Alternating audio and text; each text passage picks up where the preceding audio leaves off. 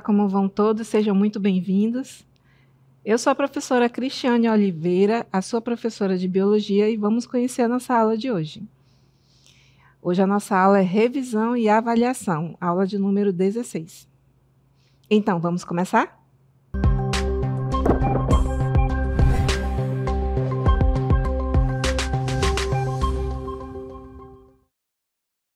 Olá, nossa aula de Biologia está diferente hoje, né? Nós vamos pegar dois pontos importantes do micro ao macro dentro do mundo da biologia. Vamos começar aí revisando o nosso conteúdo de fotossíntese, isso mesmo, né? Então, a fotossíntese, as principais importâncias relacionadas a esse metabolismo tão importante para os seres vivos, né? De um modo geral, uma vez que ela é parte do metabolismo das plantas, mas não deixa de ter a sua importância dentro de um ecossistema, dentro de um bioma, ou seja, na convivência com os outros seres vivos. Então, quem faz a fotossíntese? São as plantas, são as algas, são seres que possuem uma estrutura bem interessante, que é a clorofila, né? Um pigmento que captura a luz solar. Mas a clorofila nos indivíduos mais desenvolvidos, ela está dentro de uma estrutura chamada cloroplasto. E o que é essa fotossíntese aí, né? É um processo metabólico que promove a captura do CO2 atmosférico. CO2 também conhecido como gás carbônico. Nesse caso aí, ela realiza a renovação do oxigênio, né? O oxigênio que a gente respira, né, o oxigênio atmosférico. Então, nós vimos aí duas importantes moléculas dentro da ciclagem no ambiente que a fotossíntese promove. Ela também ela faz com que o fluxo de matéria passe de um nível para o outro, né? O que é esse fluxo de matéria? Bem, tudo começa com a captura de energia solar, né? Que é uma energia que vai ser transformada em energia química. Então, se uma planta ela está fazendo o processo de fotossíntese, ela está pegando essa energia de ativação e fazendo ela, no final, transformar em energia. Por quê? Por conta do produto final da fotossíntese. Quem começa a fazer essa captura, como eu falei para vocês, é uma estrutura chamada clorofila, dentro do cloroplasto. Então, vamos entender a anatomia do cloroplasto. O cloroplasto ele fica presente, por exemplo, nos tecidos verdes, aqueles que conferem a cor verde à planta, geralmente em folhas e em galhos de plantas jovens também, né, galhos e ramos. A anatomia do cloroplasto é essa que vocês estão vendo aí. Nós temos a parte mais externa dela, ela tem duas membranas. A parte mais externa é a membrana externa, a parte mais interna da membrana é a membrana interna.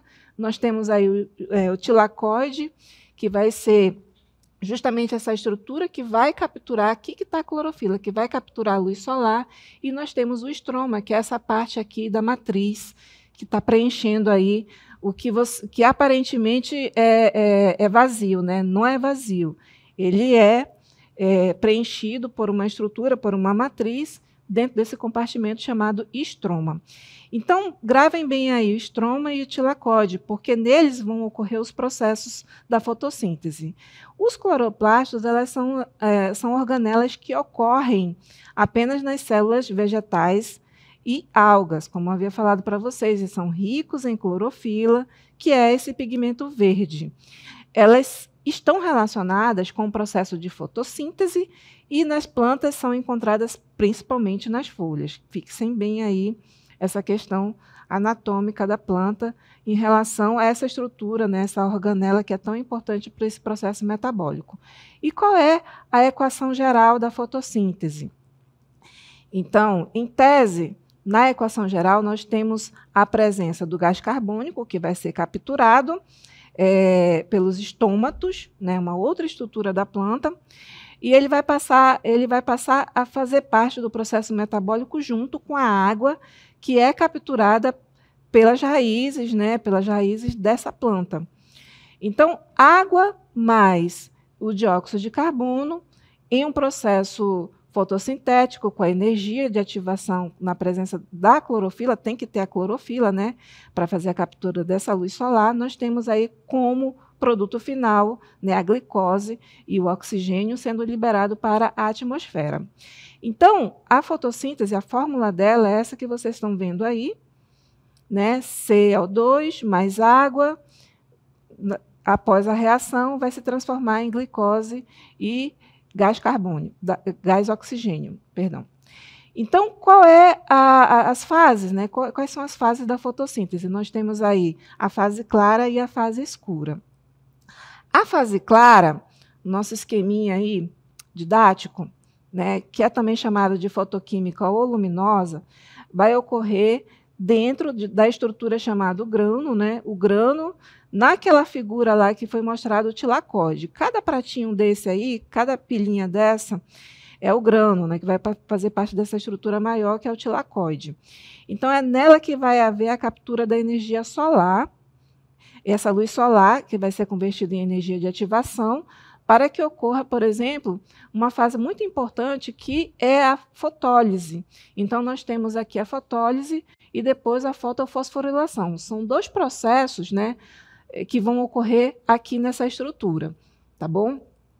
E depois, resumidamente, né, na fase escura, nós temos o outro processo chamado de ciclo de Calvin. Então, essas reações aí, da primeira parte, né, da parte fase luminosa, fase clara, ocorrem somente na presença de luz. E essas reações acontecem exclusivamente, mais uma vez, frisando aí nos cloroplastos. Mas quais são as reações químicas que acontecem dentro da fase clara? Vamos recapitular aí. Né? Na fase clara, nós temos dois fotossistemas que estão conectados por uma cadeia transportadora de elétron e agem de forma independente, né, mas complementar. E existem dois processos importantes que acontecem nessa fase, como eu falei para vocês, que é a fotofosforilação e a fotólise da água. O que é a fotofosforilação?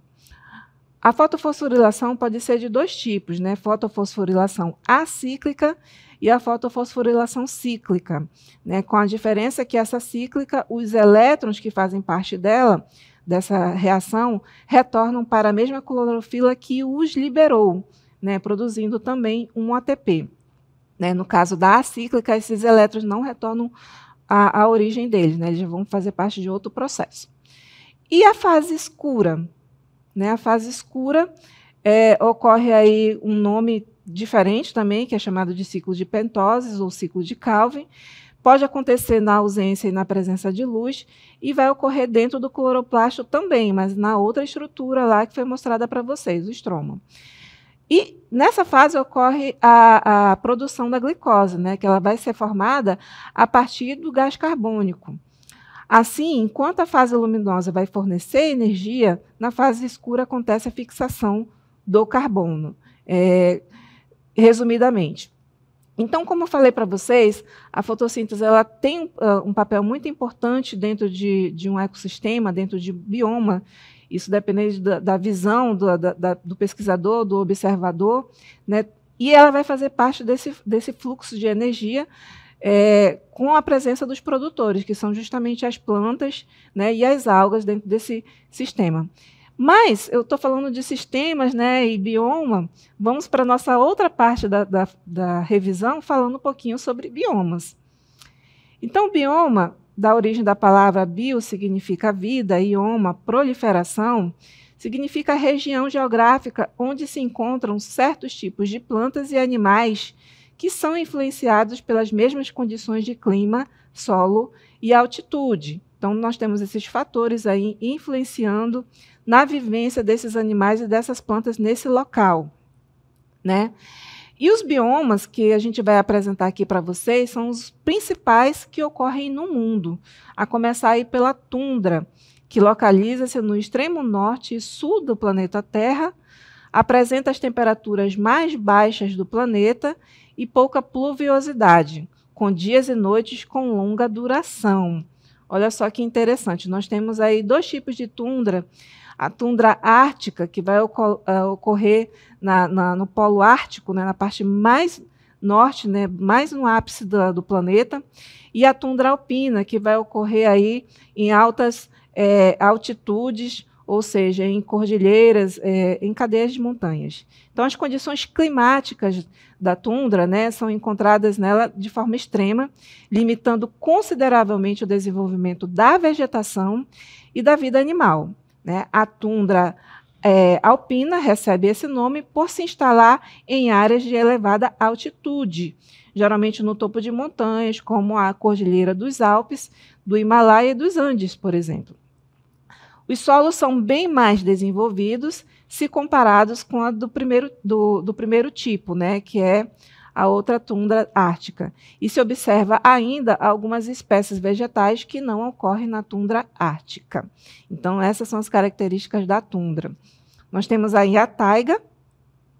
A taiga localiza-se em latitudes elevadas ao sul das áreas da tundra, ou seja, logo abaixo da tundra, né, se você for visualizar no mapa mundi de cima para baixo, né, ocorre na maior parte do território canadense e no norte da Europa e da Rússia.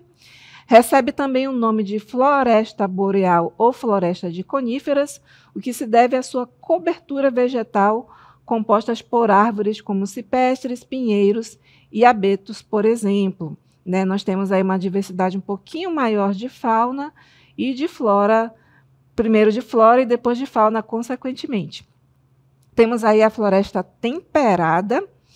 Então, a floresta temperada, ela origina-se nas zonas temperadas e ocorre principalmente nos países da América do Norte, Europa e alguns países da Ásia, tá? Em virtude da existência das 4 estações no ano que são bastante definidas nessa floresta, a vegetação é abundante e diversificada, né? Fazendo uma comparação com os biomas que a gente viu anteriormente, possuindo espécies de diversos tamanhos, cascas grossas e folhas largas que caem durante o outono e brotam na primavera, cascas grossas das árvores, né?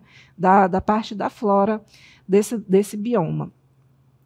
Temos também aí a floresta equatorial, aí a gente já consegue nos visualizar dentro desse ambiente, né, que ele já é bastante familiar para nós, aí desse Brasil, né, que é um país continental, um país muito grande, né, abrange uma grande diversidade de fauna e flora, e é o exemplo que eu dou para vocês, né?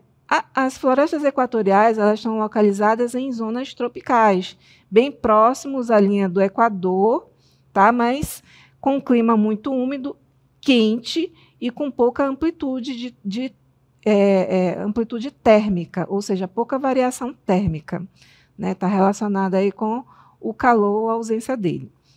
Então, como eu falei para vocês, próximo à linha do Equador.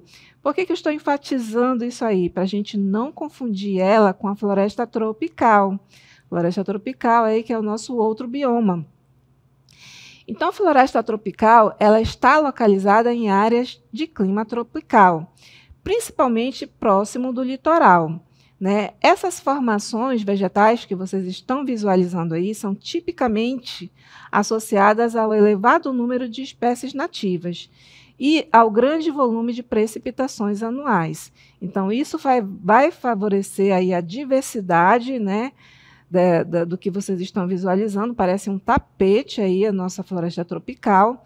Ela recebe muita umidade e possui uma vegetação densa com vários estratos, né? Vários estratos, ou seja, tamanhos diferentes. E tem uma grande diversidade, a qual também se estende aos animais. Então, se tem diversidade de fauna, né, de flora, vai ter diversidade de fauna. Por quê? Os animais, né, os consumidores, eles vão precisar, principalmente os primários, ter essa relação direta, essa dependência da flora, no que diz respeito à alimentação. Então, se tem alimento disponível, tem uma grande variedade de animais, né, que é a fauna. Sendo um bioma rico em espécies por conta disso, né, o nome florestas tropicais ele está relacionado à localização desse bioma, justamente na zona climática tropical do planeta, ou seja, entre as linhas do Trópico de Câncer e do Trópico de Capricórnio, vão ficar próximas dessa linha imaginária, diferente do bioma anterior, né, o bioma equatorial, que vai ficar próximo da linha do Equador. Né, a gente já diferencia aí a questão da posição geográfica desses biomas no planeta. Temos aí um outro bioma chamado savana. Né, a savana localiza-se em áreas de florestas tropicais e regiões de clima áridos ou semiáridos. Né, nas zonas tropicais, havendo uma predominância de uma estação úmida, né, conhecida como verão, e a outra de seca, conhecida como inverno. Então, diferente aí das florestas temperadas, que elas estão próximas às zonas onde vamos ter aí as 4 estações bem definidas, nas savanas nós vamos ter 2 bem definidas, que é o verão e o inverno. Né, o tipo de vegetação que vocês estão visualizando aí, ele é comumente adaptado ao período de estiagem e ao fogo. Estiagem é tempos prolongados sem a precipitação, né, o que vai acarretar aí numa seca. A fauna das savanas ela é muito diversificada, com a presença de diversas espécies de grandes mamíferos, por exemplo, como vocês estão visualizando aí, né? Mamíferos, herbívoros, e insetos e aves também. Então, a savana, aí, embora ela tenha aí uma extremidade muito, como é que eu posso dizer, uma variação muito grande aí de clima durante o ano, né, com essas estações bem definidas, embora tenha aí essas dificuldades, nós temos animais adaptados justamente para esse período longo de estiagem, né, por conta do que está disponível aí, que é a flora e essa vegetação que vocês estão vendo aí. Nós temos também as pradarias, né, as pradarias ou campos, né, em alguns lugares também conhecida como estepes, onde são encontradas, elas são encontradas em áreas de clima subtropical e em planícies, né? Essa é a característica das pradarias.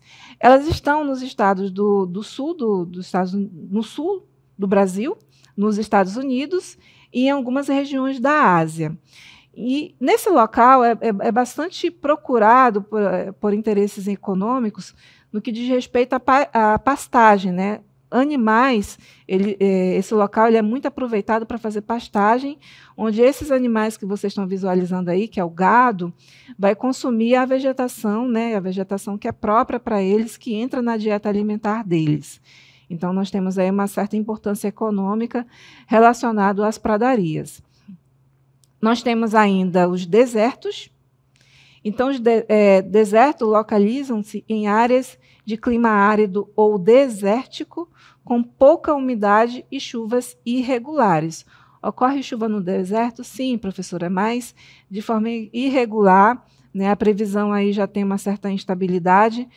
Existe pouca umidade, os solos, como você pode visualizar, é um solo arenoso, né? Nós temos dunas e dunas, montanhas, na verdade, só de areia, e a vegetação é escassa. Ela existe nesse local, mas ela é bem escassa, tá bom?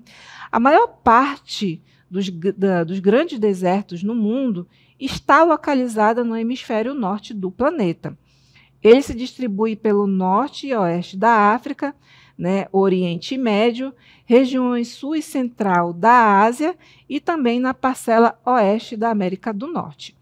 Quando analisamos o hemisfério sul, os desertos estão situados também no oeste da América do Sul, na parcela meridional do continente africano e em grande parte na Oceania, predominantemente na Austrália. Então, o que nós vimos aí na nossa revisão foi um processo fotossintético dentro do metabolismo das plantas, né, que vai ser de grande importância para todos os seres vivos dentro de um determinado ecossistema ou bioma, e em sequência nós vimos aí os biomas, os principais biomas do mundo. Espero que vocês tenham gostado e até a próxima.